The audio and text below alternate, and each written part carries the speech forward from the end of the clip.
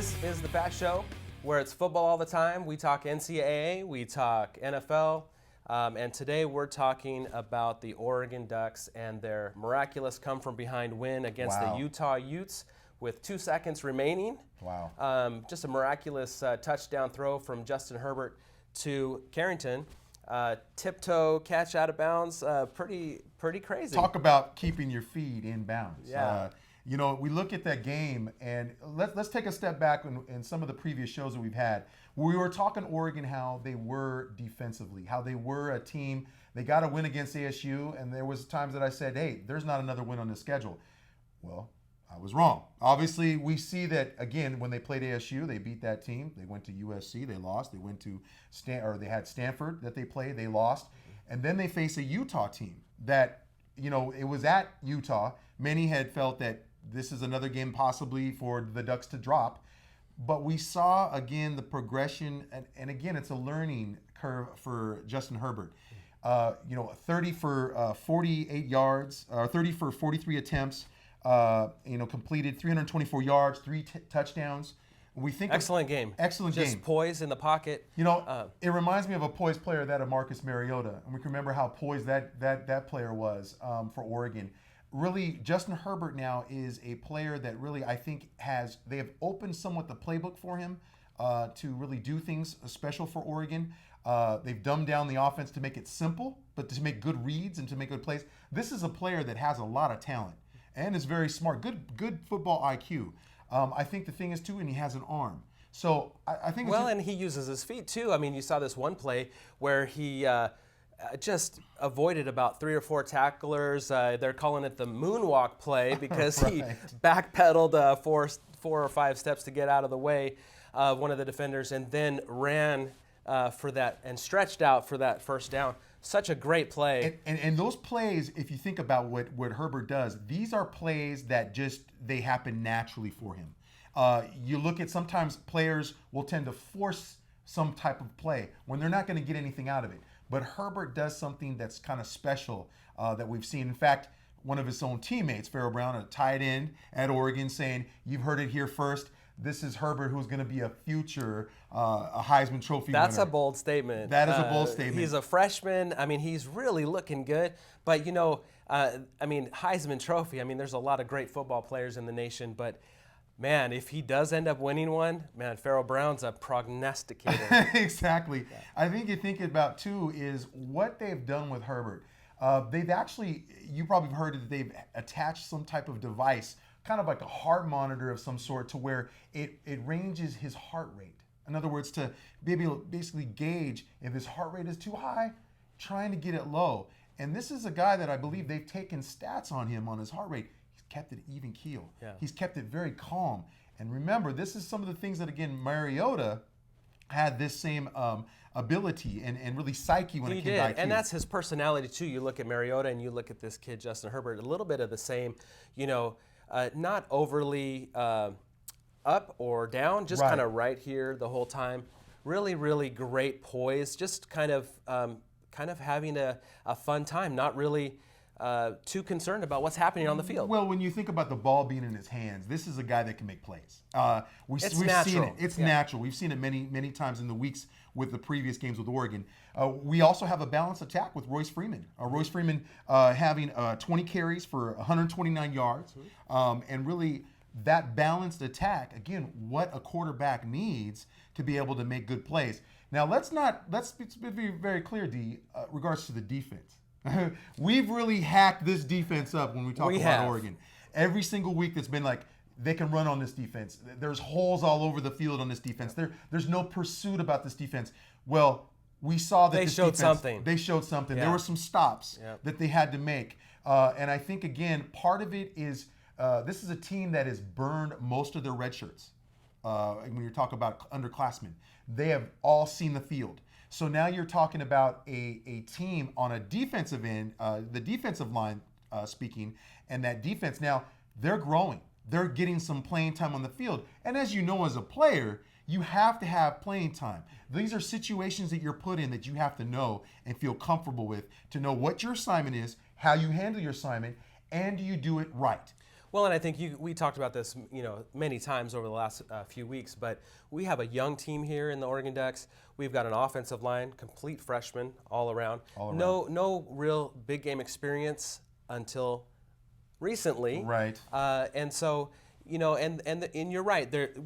They're growing up right before our eyes. You can see that there's some play that, you've got Royce Freeman that's getting holes to run through. You've got Justin Herbert that's getting some time to be able to throw. And I think these players are getting used to a little bit of Matt Lubick's offense. Let's be clear here. This is as we had Asana One, he's talked about the spread offense and really compared to what Chip's spread offense is, a 5-layer system when we've talked, then Helfrich's not being that 5-layer system. So it's a dumbed down spread type offense that Oregon runs. And so really I think again it's some of these players understanding what they can do, not only knowing what the quarterback situation is and what they have in Herbert, knowing what tools what plays they can throw at him to really put on the field, but also what weapons he has available to him. And remember, this is a team that lost Devin Allen. This is a team that Dwayne Stanford has been hurt most of the year. But they've had good tight ends, as you saw against Arizona State with Evan Bayless, Johnny Munt, even Farrell Brown. So again, the offense we know will take care of itself. The concern I have, though, going forward is really how this system is able to get quicker, how they're able to get a better pace. And as we know with Oregon, it's the momentum. It's these momentum plays. It's that quick strike play that they're able to make. Now, where I've seen the thing is that this defense getting used to, I think, Brady Hoke. I think that's been the biggest thing is you have a new defensive coordinator that's been on the scene with Oregon. And again, we've talked about it several times, but you've got a 4-3 defense. That 3-4 it's been players. a 3-4 for a long time, Right. and so it's a new system. So you can imagine that there would be some struggles, Right. at least through the first half of the year, and we've seen that.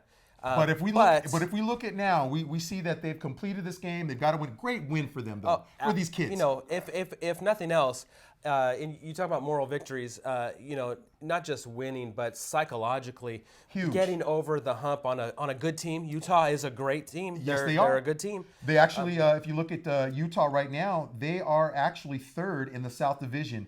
They're a 5-3 in the Pac-12, 8-3 overall. This is not a bad team. This is not a bad team it's a good at all. team. And you're talking about the Ducks going into their place, Right? And Eccles basically Stadium. pulling out all the stops and saying, Right. you know what, we're gonna win this thing. Right. I mean, it was really a quite a dramatic win. And it came down to Herbert making that last play that was just a miraculous play. And really, I think the thing is, this brought even the team closer. When you think about the psychological aspect of rallying behind your quarterback, that's what you kind of notice there with this team really behind that of Herbert. Now, going forward, when we're looking at that game against OSU, Oregon State. Beavers, that's coming up. Civil War. Civil War is on the schedule, and it's looming.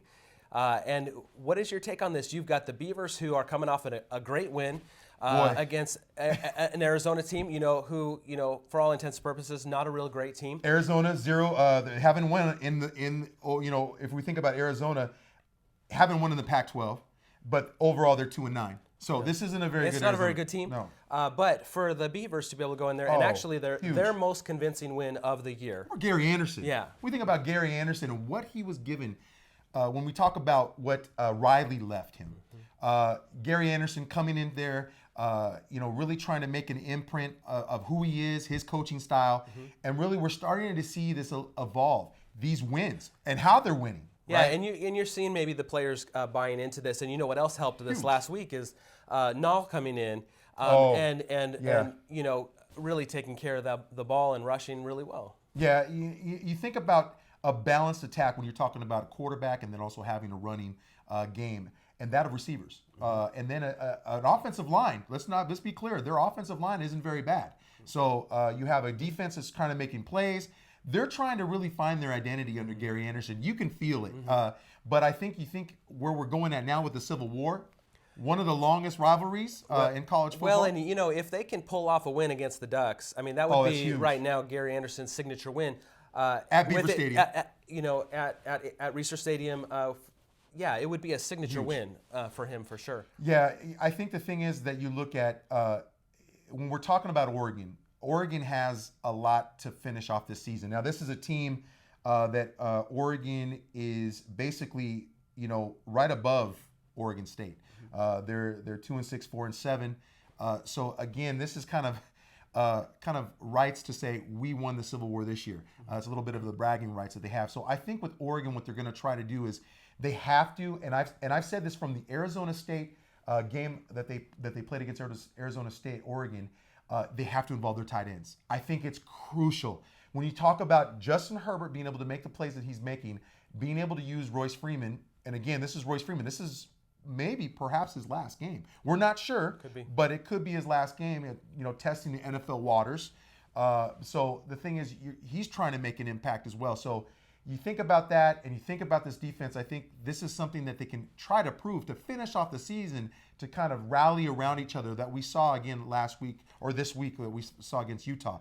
But for Oregon State, again, it's the bragging rights for who wins the state of Oregon. And I think the thing is where I see where we'll be at is I feel that really Oregon has their chances to do something here. If they don't, and we've talked about this with Mark Helfrich, being on the hot seat every week, he gave himself, he gave himself a little bit of room around the collar with the win against Utah. Sure, he did. But let's be clear here. When it comes to college football, your rivalry games are huge. They are. And, he's whether he wins or loses this game, he possibly could be out at Oregon. We don't know for sure. I mean, but there's a lot of talk about that.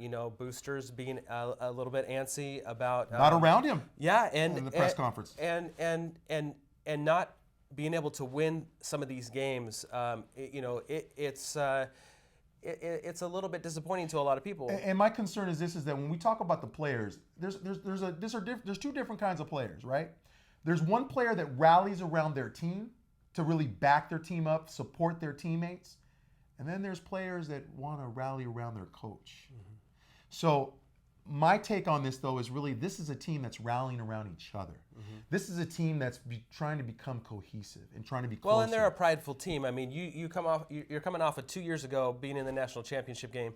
Ohio State, yeah. And to be in the situation that they're in right now, there's some pride still left in this team, and I believe that they're going to give it their best shot on Saturday. Yeah.